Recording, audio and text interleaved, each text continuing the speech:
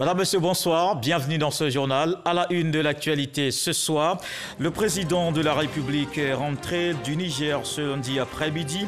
Alassane Ouattara a pris part au sommet de la CEDEAO présidé par Mahamadou Issoufou. Les dirigeants ouest-africains ont abordé les grandes priorités du moment, à savoir la sécurité régionale, la consolidation des institutions démocratiques et l'intégration économique. Avant le Niger, le président Alassane Ouattara était en France. Début des épreuves écrites du brevet des techniciens supérieurs ce lundi. Plus de 51 000 candidats prennent part à ces évaluations et sont répartis dans 121 centres. Le BTS qui a démarré par la technique d'expression. Le ministre de l'Enseignement supérieur, Adama Diawara, était dans des centres de composition. Chez les élèves, la date de la rentrée des classes est connue le 14 septembre. L'inscription au CP1 prend fin dans quelques jours. L'année scolaire 2020-2021, c'est en 2 semestres. Une grande réunion de rentrée tenue ce lundi. La ministre de l'Éducation nationale, Kandia Camara, exhorte tous les acteurs du système à la résilience et à la compétitivité. Et puis, présidentielle en Guinée, la candidature de Cellou Dalein Diallo divise l'opposition. Le chef de l'Union des forces démocratiques de Guinée s'est déclaré candidat. L'opposition dit son incompréhension face à cette candidature. Pour Sidia Touré, c'est un point de scission au sein du FMDC. Le président de la République est de retour en Côte d'Ivoire après quelques jours passés à l'étranger. Alassane Ouattara est arrivé ce lundi en provenance du Niger. Le chef de l'État a pris part à la 57e session ordinaire de la conférence des chefs d'État et de gouvernement de la CEDEAO, un sommet qui a vu l'élection du président ghanéen Nana Akufo-Addo comme président en exercice de la conférence des chefs d'État et de gouvernement de l'organisation sous-régionale. Il succède au président du Niger, Mahamadou Issoufou. Avant l'étape du Niger, le président Alassane Ouattara était en France. On retrouve donc le point du séjour du chef de l'État au cours de ce journal. Les épreuves écrites du brevet de technicien supérieur ont démarré ce lundi. 51 650 candidats prennent part à ces évaluations. Ils composent dans 121 centres dans tout le pays. Le ministre de l'Enseignement supérieur et de la Recherche scientifique était dans des centres. Adama Diawara s'imprègne du bon déroulement du BTS. On voit cela avec Walter Amadou Ouattara. CBCG de Cocody ce lundi matin. Tous les candidats au BTS, brevet de technicien supérieur, se conforment au protocole sécuritaire avant d'avoir accès au centre. Les enseignants sont à leur poste, ils y rassurent. Toutes les dispositions ont été prises afin que ces épreuves se déroulent dans de meilleures conditions. Effectivement, au niveau du paiement des primes, le paiement va débuter, Dieu voulant, aujourd'hui lundi. Sur ce côté, le ministre a été efficace, il a échangé longuement avec nous et il nous a rassurés. Ces examens 2020 se déroulent dans de très bonnes conditions. Aux alentours de 7h30, après quelques conseils aux candidats, le ministre de l'Enseignement supérieur et de la Recherche scientifique, Adama Diawara, procède au lancement officiel des épreuves par la distribution des copies de la technique d'expression. Pour voir de plus près ce qui se passe dans un autre centre, le ministre visite l'établissement William Ponty dans la commune de Yopougon. Toutes les salles où je suis passé, j'ai tenu le même discours. Il s'agit de leur demander de se concentrer sur ce qu'on leur propose. Il n'y a rien de nouveau. Tout ce qu'on leur demande, ça fait partie de ce qu'ils ont appris pendant l'année scolaire. Donc il faut qu'ils donnent le meilleur d'eux-mêmes et en évitant toute situation de fraude. Cette année, ils sont 51 650, dont 53% de filles et un peu plus de 46% de garçons. Comme je l'ai dit, je leur souhaite bonne chance. Et bon, les résultats sont prévus pour le 6 octobre. Abidjan abrite 94 centres sur les 121 que compte la session 2020 du BTS. Les épreuves écrites se tiennent du 7 au 10 septembre et les épreuves pratiques du 14 au 19 septembre 2020. Au BTS, ce sont les évaluations de fin d'année, mais pour les plus jeunes, c'est la rentrée des classes pour 2020-2021. La date du retour à l'école est fixée au 14 septembre. Tous les acteurs du système éducatif ivoirien en réunion au lycée d'excellence Alassane Ouattara de Grand Bassam. Une innovation cette année, les cours seront repartis en 2 semestres. Des détails avec Jean-Marc Diadji. Enseignants et techniciens de l'éducation nationale se sont réunis sous la présidence de la ministre de tutelle Kandia Camara. Objectif, faire le bilan de l'année écoulée et lancer les perspectives de la nouvelle rentrée scolaire 2020-2021 dans un contexte d'urgence sanitaire due à la Covid-19. Face à la situation, le ministère de l'Éducation nationale, de l'enseignement technique et de la formation professionnelle adopte, entre autres, des mesures de prévention et réajuste sa politique. Nous optons pour l'organisation de l'année scolaire en 2 semestres. La création et l'installation de comités de veille Covid-19 au sein des établissements scolaires, la remise à niveau systématique des élèves pendant les 8 premières semaines de l'année. Pour cette année scolaire, la politique de la gratuité de l'école va coûter à l'État de Côte d'Ivoire un peu plus de 14,5 milliards de francs CFA. La ministre Kandia Camara invite tous les acteurs du système éducatif à se mobiliser pour une école d'excellence. Le thème retenu pour l'année scolaire 2020-2021 est le suivant. Ensemble pour une école résiliente et compétitive. Il s'agit donc d'offrir le meilleur de nous-mêmes pour assurer et garantir pour tous le droit à une éducation de qualité, quelle que soit la situation de crise à laquelle notre nation se trouverait confrontée.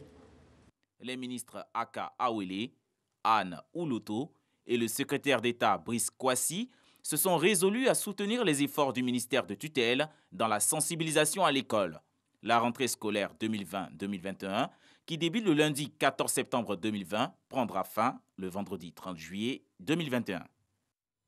Dans moins de 48 heures, la région du Moronou accueille le président de la République pour une visite d'État. En attendant, les actions se multiplient pour apporter le développement dans les départements. Un château d'eau inauguré dans le village de Boafoukro, à Mbato. Le ministre de l'Hydraulique était aussi à Sarah pour apporter de l'eau potable aux populations. Le reportage d'Emmanuel. Par ce geste du ministre de l'Hydraulique, l'eau source de vie sera désormais disponible en permanence dans les robinets des populations de Boafoukro, village du département de Mbato. Le château d'eau, dont les travaux de construction ont débuté depuis août 2018, vient d'être mis en service par le ministre Laurent Kagba. Une bouffée d'oxygène pour les populations qui n'ont pas manqué de traduire leur reconnaissance au président de la République, Alassane Ouattara. C'est une joie pour nous, surtout parce que nous avons souffert sur l'eau. Il faut aller vers Onzi ou bien à la rivière et c'est difficile quand il y a des manifestations. Donc aujourd'hui, c'est une joie pour toute la population et puis pour moi. Donc je remercie le président de la République d'avoir pensé à nous. La construction de ce château d'eau qui a coûté plus de 135 millions de francs CFA à l'État permet à Boafoukro de disposer d'un système d'alimentation en eau potable de type d'hydraulique urbaine d'une capacité de production de 200 mètres cubes jour, ce qui va considérablement améliorer les conditions de vie de la population estimée à 1313 habitants.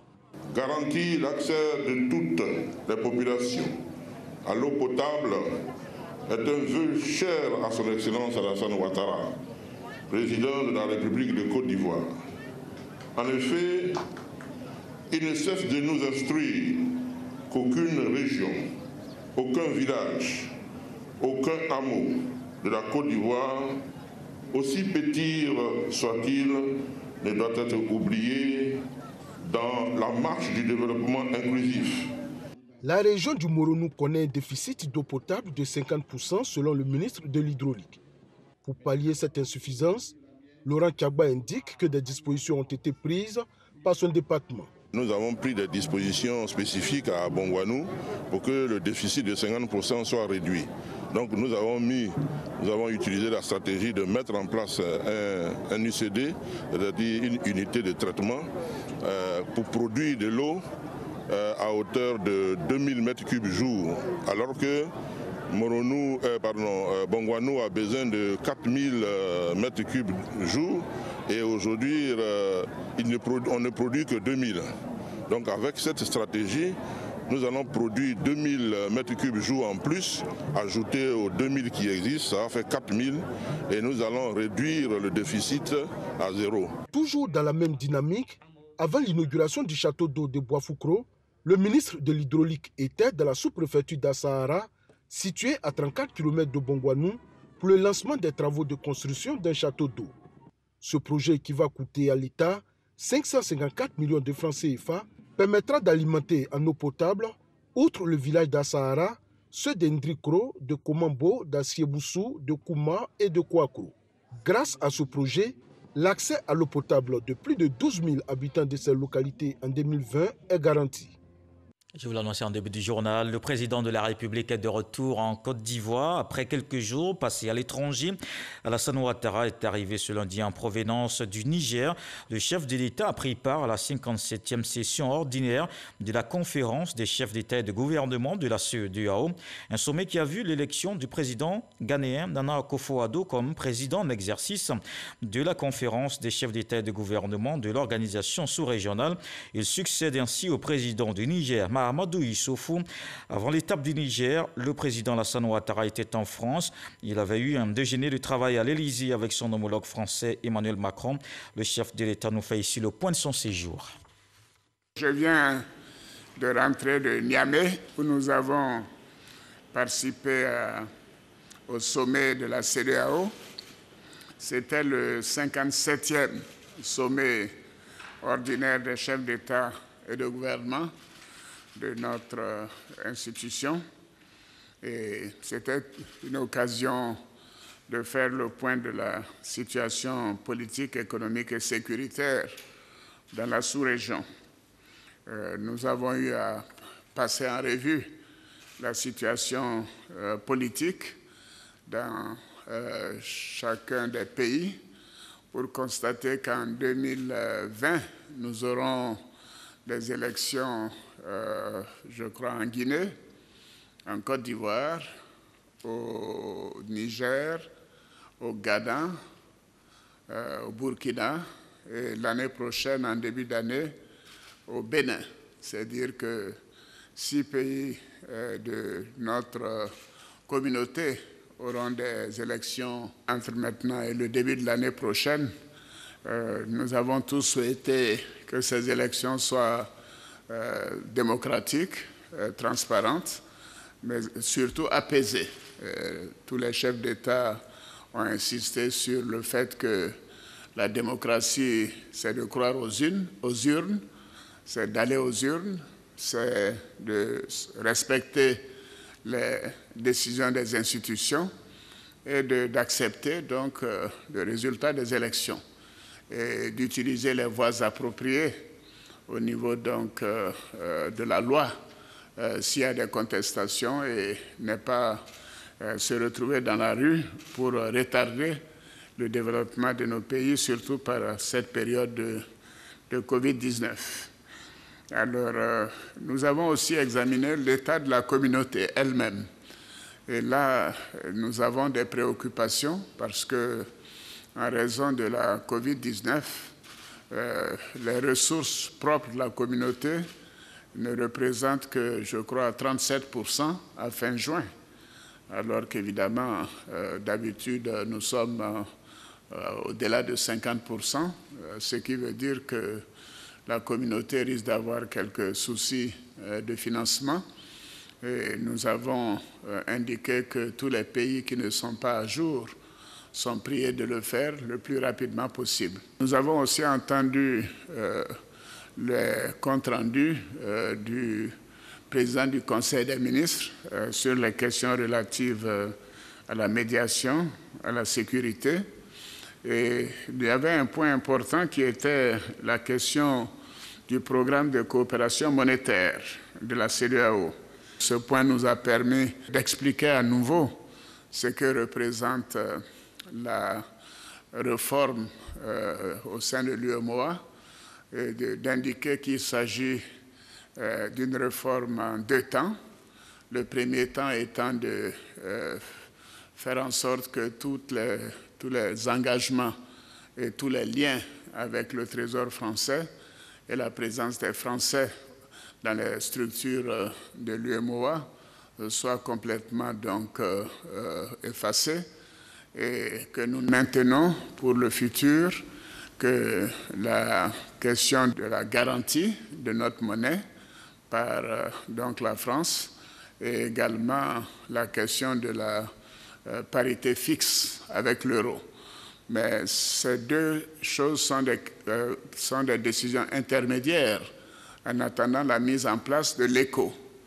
Alors, quand l'écho pourra être réalisé, à ce moment-là, évidemment, le lien avec la garantie sera arrêté et nous pourrons rentrer dans une évolution de taux de change flexible et aussi avoir une banque centrale fédérale. Il est évident que le délai de juin 2020 qui avait été arrêté n'est plus réalisable puisque la maladie coronavirus a complètement gâché tous les plans. Et nous avons demandé au président de la Commission de reprendre ce dossier avec les banques centrales commises à cette tâche et de travailler à nous proposer un nouveau calendrier. Bon, certains parlent de 3 ans, d'autres parlent de 5 ans. Tout est-il que c'est un dossier à suivre. Et donc l'écho en tant que monnaie scripturale ou fiduciaire ne pourra pas voir le jour avant 3 à 5 ans. Et pendant cette période, bien évidemment, nous continuerons d'utiliser le franc CFA, qui est une bonne monnaie solide, une monnaie appréciée de tous, y compris par les pays voisins.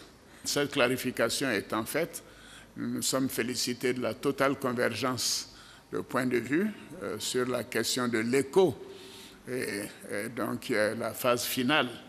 Et pour le moment, avec les réformes qui ont été faites, ceci permettra d'aller vers l'écho le moment venu. Alors ce sommet a également procédé à la désignation d'un nouveau président en exercice de la conférence. Il s'agit du président du Ghana, le président Nana Akufo-Addo, qui aujourd'hui prend le témoin en remplacement du président Issoufou du Niger, à qui nous avons rendu un vibrant hommage pour le travail important qu'il a fait pendant son mandat et surtout avec cette période de crise, non seulement au plan sécuritaire, mais également au plan sanitaire et avec toutes les conséquences sur les économies et les finances de la sous-région. Et bien évidemment, nous l'avons félicité sur son engagement, particulièrement sur la question du Mali. Ce dossier a été évoqué par tous les chefs d'État. Nous avons tous considéré qu'il fallait montrer notre solidarité envers le peuple malien, en même temps qu'il fallait engager la junte militaire à tout faire pour que dans les prochains jours, nous ayons en place un président de transition civile, un chef de gouvernement, Premier ministre civil, et que la durée de transition soit moins de 12 mois, conformément à la feuille de route donc de la CEDEAO. Alors, avant mon voyage sur Niamey, j'ai eu un déjeuner de travail en tête-à-tête avec le président Emmanuel Macron. Ce déjeuner a eu lieu le vendredi 4 septembre, de 13h à 15h. Et le tête-à-tête nous a permis, en tant qu'amis, de faire le point de la coopération et des relations entre la Côte d'Ivoire et la France, pour constater que ces relations sont excellentes, que la Côte d'Ivoire a fait des progrès exceptionnels au cours des 9 dernières années, et aussi bien au plan économique, au plan financier, au plan sécuritaire, au plan de la lutte contre la COVID-19, et que tout doit être mis en œuvre pour que cela puisse se poursuivre. Nous avons rassuré le président Macron que les élections se passeront dans la paix, car les Ivoiriens veulent la paix, les Ivoiriens veulent des élections apaisées, que les quelques troubles que nous avons vus il y a au mois d'août étaient totalement de la manipulation et que toutes les dispositions sont prises pour que cela ne puisse plus se reproduire et que par conséquent le calendrier sera tenu. L'élection présidentielle aura lieu le 31 octobre comme prévu et que les institutions font leur travail. La commission électorale indépendante a terminé le sien et a envoyé le dossier au Conseil constitutionnel Et j'ai indiqué au président Macron que l'état de droit, c'est la construction d'institutions fortes et indépendantes. Et c'est ce à quoi nous nous sommes employés au cours des 9 dernières années et que nous avons confiance en nos institutions. Ces institutions diront le droit et à la suite de cela, bien sûr, la campagne sera ouverte à compter du 16 octobre et le scrutin aura lieu, comme prévu, le samedi 31 octobre. Alors c'était un déjeuner amical et pour montrer son engagement et sa confiance dans le processus, le président Macron a accepté de multiplier par 5 la contribution de la France donc, au processus électoral au niveau de la commission électorale indépendante.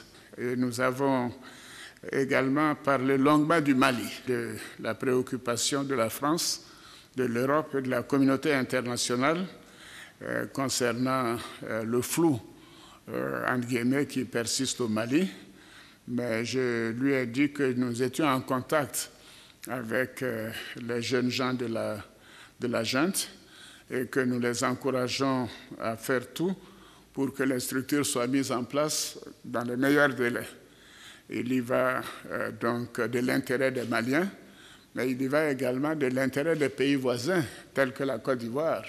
Je pense que beaucoup le savent, le Mali est le 2e client de la Côte d'Ivoire au plan continental. Donc ce qui affecte le Mali affecte la Côte d'Ivoire et au-delà des liens anciens qui unissent les 2 pays et les 2 peuples. Et je lui ai indiqué que nous allons travailler de concert avec les autres chefs d'État pour que cela puisse se réaliser. Nous avons parlé bien sûr de la lutte contre le terrorisme, ce qui explique l'intérêt de tous pour le Mali. J'en ai profité pour dire comment nous avons géré l'attaque de Kafalo et je voudrais féliciter les grands commandements pour l'important travail qui a été fait pour circonscrire cette attaque. Et j'ai indiqué que nous avons des dizaines de personnes en détention qui sont interrogées. Et bien évidemment, ceci nous permet d'avoir des informations intéressantes pour nous-mêmes, mais également pour les pays voisins, et que nous avons même créé une zone spéciale donc, dans le nord pour protéger nos frontières et protéger les Ivoiriens. Et qu'ils pouvaient donc considérer que la Côte d'Ivoire, au plan de la sécurité, continue d'être bien tenue et que nous ferons en sorte de donner tous les moyens à nos forces de défense et de sécurité pour continuer cet excellent travail. Alors, nous avons également parlé de la pandémie, donc de la COVID-19. Alors, je lui ai dit toute ma fierté pour les résultats que nous avons obtenus jusqu'à présent, en expliquant comment nous avons procédé, en isolant d'abord Abidjan, ce qui a permis de concentrer la plupart des cas à 98% dans la ville d'Abidjan. Au fur et à mesure, nous avons pu donc mettre fin à l'isolement d'Abidjan et que la Côte d'Ivoire est l'un des rares pays à avoir pu faire des examens primaires, secondaires avec le BEPC, le bac et dans les universités. Et je lui ai dit que, par exemple, en 2019, le taux de réussite était de 41%, ce qui est faible, mais c'était moins de 20% quand nous sommes venus aux affaires, et qu'en 2020, malgré la Covid, nous sommes à 40% de taux de réussite. Je crois que c'est une expérience que nous pouvons partager avec d'autres pays. Et nous avons aussi parlé de la situation internationale, notamment, bien sûr, la situation au Liban. Vous savez, nous avons près de 100 000 Libanais en Côte d'Ivoire, donc tout ce qui se passe au Liban intéresse la Côte d'Ivoire. Et nous avons évoqué ensemble comment les choses se passent. Je lui ai dit que la situation actuelle du Liban me rappelle la situation dans laquelle était la Côte d'Ivoire en 1990, quand le président Houphouët avait fait recours à un technocrate pour mettre de l'ordre dans la maison ivoire. Et qu'effectivement, dans ce genre de situation, quand les citoyens perdent confiance aux hommes politiques, il faut chercher bien sûr des gens qui peuvent avoir la capacité de mener une politique objective. Et c'est ce que nous avons fait de 1990 à 1993. Et la France est fortement engagée auprès des Libanais. Et j'ai félicité le président Macron pour cela, compte tenu de l'importance de la communauté libanaise dans notre pays et les liens que nous avons avec ce beau pays. Le président Alassane Ouattara, de retour après son séjour en France et sa participation ce lundi au sommet de la CEDEAO au Niger.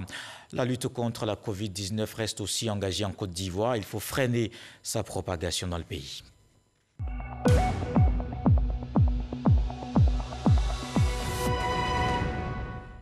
Voici les chiffres de ce lundi en Côte d'Ivoire. Nouveau cas 113, nouveau guéris 127.